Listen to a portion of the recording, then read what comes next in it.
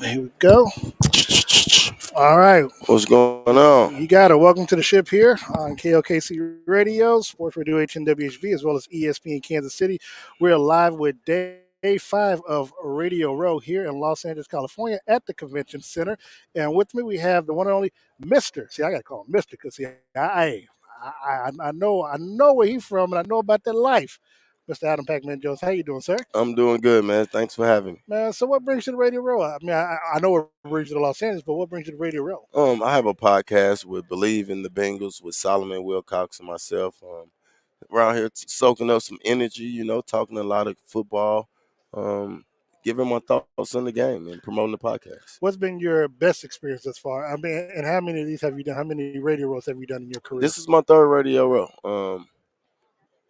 The experience, the best experience here, probably just chopping it up with the guys and being on the other side, man. It's intriguing to see all the work that goes into Sunday on the other side of the fence. It's not just waking up and playing football. It's a lot of work that go into this. It's funny you said it. So, like when you were playing, and this goes for a lot of players, but when you were playing, how much did you like talking to the media, and did you even give thought to this, not knowing that one day you might be on the opposite side? Oh, I was always one of the guys that would talk to the media. I was open. I talk pretty much. So I'm not a shy guy. But did I think I would be doing what I'm doing? Not as quick as I jumped into it, but I enjoy doing it, man. I think it's pretty good. I'm learning the ins and outs, getting my cheat sheets ready, and just trying to get better. Speaking of your podcast, let's go and promote that. How often does it? How often do you do it? Where can people find it? You can find it on all platforms. We air on Tuesdays and Thursdays. Mondays and Thursdays. We talk about everything. The Bengals, what's the hottest topic, and different subjects, different locker room talks that me and Solomon have been through. But it's intriguing, and we talk Bengals. It's a good time to talk Bengal football right now, being that we're here at the Super Bowl 56, man. It's good. I like you, I know how you feel, I man. like I you, know. Pac-Man, but Yeah, y'all have won. yeah, Y'all won the take some of that AFC. bass Y'all out, been man. the AFC I ain't host feeling all for that 4 years in a row, bro. It's our time this year. Speaking of, let's go back out to the first game. Were you at the Cincinnati game?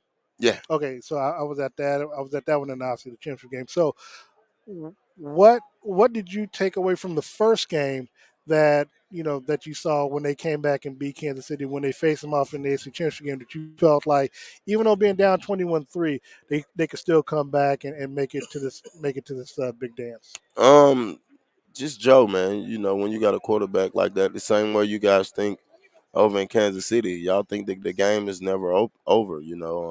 I seen how y'all came back to go to the AFC Championship with getting down there within what was it, 13 seconds, 8 seconds. 13 seconds. Yeah. So when you got guys like that in talented positions as far as quarterback, the game is never open. You know what I'm saying? And we have a young, good, tangible group of wide receivers that can stretch the field also. So them guys been playing hard and they've been coming back. They came back 4 times this year. I think they was down 18 points or more and won. Yeah, because I remember they were no. Well, first time it dropped in my mind was when they played the Los Angeles Chargers at home, and I know they were down and then came back, and I was like, this is the team got to watch out for it, because look, during the season they were back and forth, and didn't know how they were going to end their season. Actually came back against San Francisco too and should have won that game. Yeah, I remember that game as well. They was down 21 points that game. But yeah, man, when you got guys at that quarterback position that can change the game, man, it's a big difference. What makes him so special? I mean, look, people talk about Patrick, his arm and his intangible, but what makes Joe Burrow so special? I tell people that, a player like him, even Tua sometimes, look, if you get him in the playoffs, they've played at the highest level, granted at each level. And and for me, I always felt that Joe going into the playoffs, at least going up against the Tennessee Titans, that I thought that look, he's not going to be nervous. Neither him, nor Jamar, because they played in front of 100,000 stadium, and look, they've been in the big lights. they've been under that. So, what is it about him specifically that makes him so special for Cincinnati? Just his aura, man. Everything about him is the way that he's handled his business. He played at a high level since LSU. And since he's been at Cincinnati, man, he did nothing but show winning mentality, the work ethic, and when you showing up and you're doing all the little things, they rub off on guys. You know what I mean? So guys start feeling that itch and want to play at a high level, and it gets contagious. And when it gets contagious, man, that's a good thing. It's hard to get a group of young guys that's confidence is at the high as the quarterback. Looking at Sunday's game, how do you see this matchup unfolding? Obviously, one of the things that's hampered Cincinnati most of the year has been their offensive line. Granted, even after 9 sacks against Tennessee, they still found a way to win. Kansas City, of course, with Chris Jones and Frank Clark and Darren Reed, along with the guy from Melvin Ingram. Yeah. He was still able to elude them. What's going to be key for the Bengals Sunday against that front four with featuring Aaron Donald and Von Miller in this game? We got to get the ball out quick. You know what I mean? We can't be doing too many 5-step drops. And if we're going to do a 5-step drop, we're going to have to keep somebody back there to help them out a little bit. I think our plus is that DB group haven't been playing together long as a group. You know what I mean? With Whittle coming back, I think he only played 3 weeks. So they need to find some kind of way to exploit the weakness. You know what I mean? If that's we got to get the ball quick because we know Aaron Donald can change a game by himself. He's by far the best NFL player that's playing on defense. You know what I mean? So get the ball out quick, man, and get it to your playmakers and let them change the game. I got to ask this, though. How would Adam Pac-Man Jones guard Jamar Chase if you was playing in this game Sunday? I would press him. You got to press him because if you play off, he's very good in space. You know what I mean? He can catch a ball at 5 yards and make it a 20-yard play. So I would play him tight, man. I would press him much as I can and see how I go. Score for Sunday's game? I think it's gonna be a low-scoring game. Really? Yeah. I don't think it's gonna be a high-scoring game like everybody else. 21-17. Really? Yeah. I think McPherson would be the game changer in this game, but I don't think it's gonna be high. Who wins? I had Bengals winning, 21-17. Why am I not surprised? Yeah. Adam Pac-Man Joe. Yeah. One more time for the people, how they can go. Yeah, man. Like you can find us again at Believe in the Bengals with Solomon Wilcox and Pac-Man Jones. It's on every platform: YouTube, Spotify, Apple Music. Download us and check us out, man. Adam, really appreciate your time. Best of luck with your team this weekend. Yep. Hope y'all win. Well, I just need you to win at least for my betting. So, I ain't got nothing vested in the game but money. So good, man. I understand that. Appreciate it. We're going to take a quick time out. When we come back, we'll speak with Mark Collins, former Kansas City Chiefs MVP, 1995, 2-time Super Bowl champion. We'll be back after these commercial breaks. Thinking about a career in law enforcement? The Lincoln University Law Enforcement Training Academy is the only one of its kind, a semester-long evening program focused on diversity and learning how to handle the biggest issues facing law enforcement officers today. We train recruits to be community-oriented police officers. You'll graduate with confidence, ready to meet the needs of our communities. Located in Jefferson City, Missouri. Learn more at lincolnu.edu. As you prepare for the big game, enhance the flavor of your foods. Serve up Gates sauce and seasonings made with fresh and flavorful ingredients. It's better for your meats, potatoes, vegetables, soups, and salads, and it's better for your plate. It's so good, and it's gluten-free. For that unmistakable taste, buy Gates. It's a Kansas City tradition. Go online at gatesbbq.com. Shipping all over the world. Hi, may I help you? We are back here live on Radio Road. Darren Smith with you, host of the ship, here for the hour. We've got with us Mark Collins, former NFL two-time Super Bowl champion. Of course, a lot of you all remember he was a 1995 MVP for the Kansas City Chiefs. Joining us on Radio Road. Mark, what brings you to Los Angeles, the city of angels? Can you hear me? Hello. What brought me here? Honestly, and I'm going to be honest, I always tell the truth. Yes, you do. A little bit too much. The weather. The weather brought me here. Man, the weather's gorgeous, man. I was on the shuttle to come here a couple mornings ago, and I just said to myself, I can make this transition. Like, I could live in New York because it's New York, but I could live in LA because I know. Okay, this is what I do. So since my kids are pretty much grown now and they don't need daddy that much, I got kids in college, and, they're all done basically. They need daddy when it comes to I need some money. Well, yeah, I guess you got a good point. So what I've been doing over the last, I would say 3 to 4 years is I spent some time in the Midwest until it gets cold. I know. I can't ever find it, man. Hey, Mike, you want to come to the station? Darren, I'm in California golfing. I got to golf. I got to keep my game. Listen, that's all only thing I do right now, play golf, watch my sons play ball, facts, drink beer, smoke cigars. You do it well, too. Yeah, that's it. I try to keep it simple.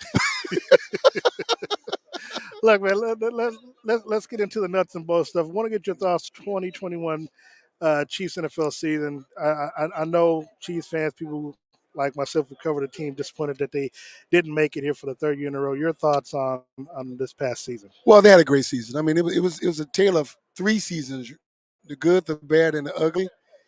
And it finished ugly, and it shouldn't have finished ugly, but it just did. But overall, to get there, 3 years in a row. I mean, almost 3 years in a row. To put yourself in that position for 4 years in a row is fantastic. That's been done. I think the Buffalo Bills did it way back when. Yeah. But overall, it was a good season. I think this past season really showed that the Chiefs have some deficiencies, and I think they kind of manifested themselves this year.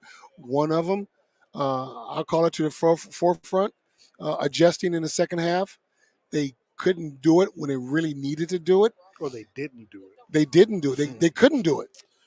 Because if it happened twice against the same damn team. Oh, that's what I'm saying.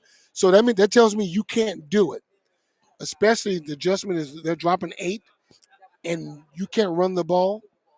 Well, they chose not to. That's what I'm saying. They didn't. Not that they couldn't, but they didn't. Okay. We're saying the same thing. Yeah. Okay.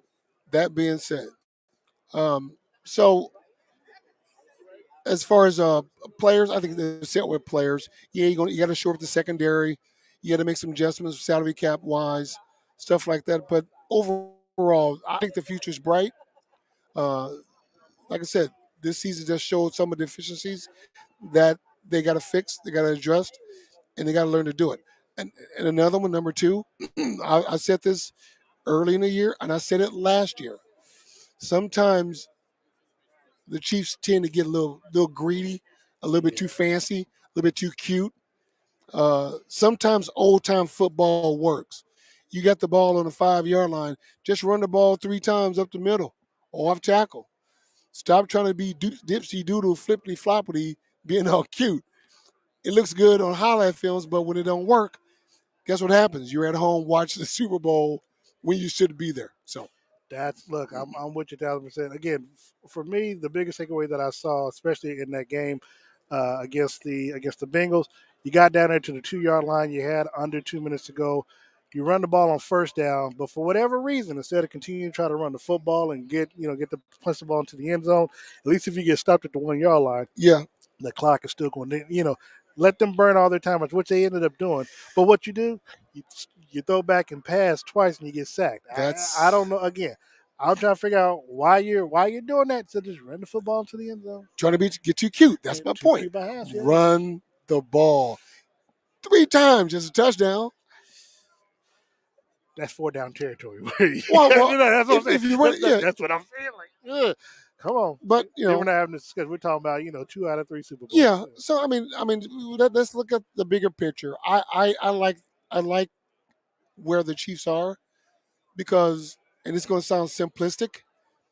Hell, you could be the Giants, you could be the Saints, you could be the Falcons. It could be the Bengals right now. We've been the Bengals. The Bengals are us now. We've been there. Exactly. That's what I'm saying. We tend to, in our society, look at things in a very small microcosm of events. That's just one small event. What happened to the Chiefs? An event of 28 to 30 minutes of that event. But in the whole totality of the whole scheme of the last 4 or 5 years, it's been effing awesome. It has been. It's been a great ride. Yeah. Look, obviously there are going to be changes. What do you think the Chiefs will make changes? Now obviously I know you talking to you promoting you to GM on the show, but if you're Brett Veach, what changes do you think need to be made? Oh, subtle tweaks, not major changes. You're gonna have to shore up the secondary at some point. Yeah. Your linebacker core, I like the linebacker core. Some salary cap issues. I don't know if you're gonna keep Frank Clark or You Ingram. can keep him, but you got to cut him and sign him for that's the salary cap issues that's going to come up. So, Honey Badger going to keep him once again the secondary work in the back end. I would tend to find a bigger back, and I say this even though the Chiefs don't like to run the ball. At some point, you're going to have a guy. You need a bigger back to get you that extra yard or two. I like Hilaire. To me, his vision is not very good. He misses a lot of things he could cut back on and get big yards. He's a jumper. He likes to hop a lot and doesn't attack the hole. Williams, bigger, but not as big as you want, that I like. So just subtle changes. Receiver-wise, I think we're set. We go try to get another fast receiver in the draft at the 32 pick, 30th pick, whatever it is. 29, 30, yeah. I don't know. So we'll see what happens. Your thoughts on Sunday's game? Who you got winning? What's your? Darren, I'm gonna be even more honest. I don't give a damn. I don't. I just don't. I'm with you, but since I got money invested, I don't have. I don't care. I could do the corporate line. I'll just hope for a good game. I really don't care. I don't care. What I probably do is have a watch party somewhere and drink beer and smoke cigars. But I might put some out a little later on my social media and have some people chime in on a watch party. I might figure it out. But and ask questions about the Chiefs, Giants, or whatever. Talk about the state of the league and coaching hire, whatever. But I really don't care about it. It's funny. I'm glad you said that because that's where I was going. That's where I let you go. I know our friend Noah is texting you, but would love to know this. Obviously, Brian Flores, sued the NFL, sued the 3 teams and the 29 other entities.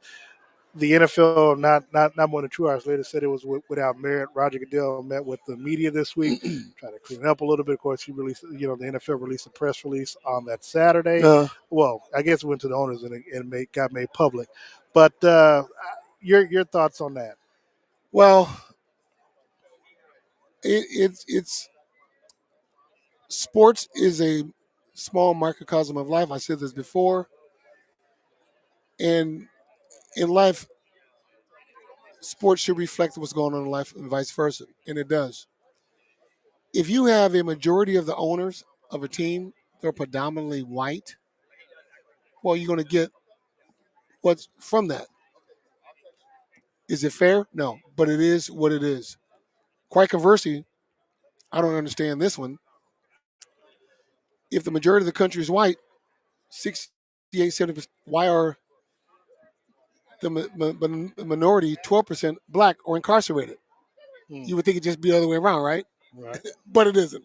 So there's a system of racism, a system of institutional racism that is going along that is not equal to what is set. So back to your question about Flores not getting a job. Some people in this business want to hire people that's like them, that they feel comfortable with. Okay, cool. Do what you're doing to do, but don't tell me that the coach who they hired at, whether it's to the Raiders or whatever, is more Miami. qualified than Bieniemy or qualified than Brian Flores. I'm sure the coach, the guy who just got the job at Minnesota, he was a receivers coach or Hackett. Did Hackett get that job? No, Hackett got the Denver job. Yeah, he got the Denver job. You mean to tell me that Hackett is more qualified than Brian Flores? I'm going to ask you the question. I'm going to say no, because Flores has been the head coach. Hell no. So that's how this whole dynamic is working. And it's ironic that since the lawsuits came, 2 minority owners have hired black coaches. Well, no. They fired one. The other one is human. He's multiracial. He didn't. Well, a person of color. That's what. Then I digress. Yeah. I digress. But anyway, so I just think there's more to it that's there. Now, I will say this. Will things change? No. And I'm going to tell you why they won't change. 32 separate owners under the NFL umbrella. There's 32 separate entities. And they're going to do whatever the hell they want to do. That's just being fact. That's honest. I mean, I agree with that. It's hard to tell a billionaire anything. So can't. and he'll say, "What, really?"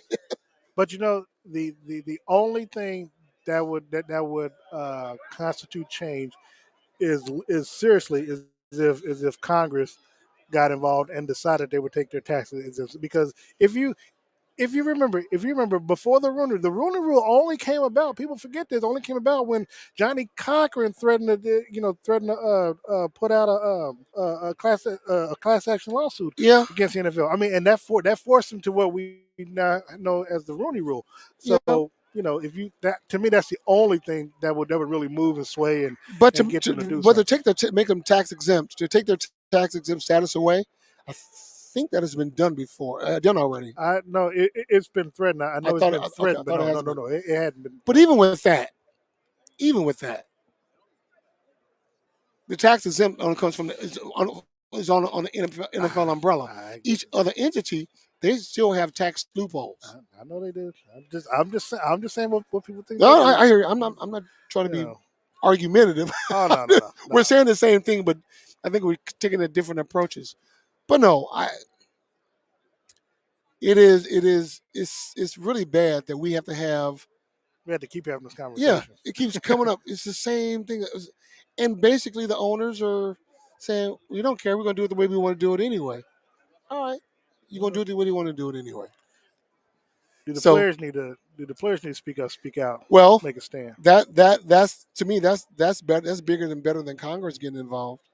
Oh, I agree. Because even with that, there's a little, you got to be cautious, because when I sued the league for the NFL for free agency, and I heard the league, us players, me included, that hey, we don't care.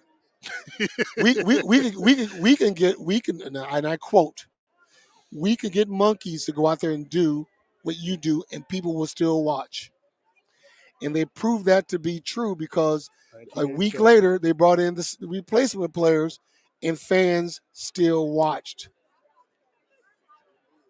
They still watched. They did. So now, I think at this point, not just the NFL, but I think sports in general, even this country, we're at a crossroads. We're at a crossroads that something's got to give. Something's got to happen. Something's going to happen. What that something is going to happen because of people of sound mind and righteousness will make it happen correctly. Well, maybe it starts with Brian Flores in his lawsuit. We'll see what comes. This lawsuit's not going to go anywhere. It's not. It's not, because he won't even have for a class action lawsuit. What he's trying to do, he's going to have 40 black coaches that can have the same thing happen to them. He only even got 33. So there's more to it than that. And this is where, not that I'm an attorney, but I do know the legal things about this. The class action lawsuit is trying to get more black coaches to be involved with it. They don't want to do it because they don't. Yeah, they want their child. So, anyway. Mark Collins. Yes, sir. My friend, my brother from another mother.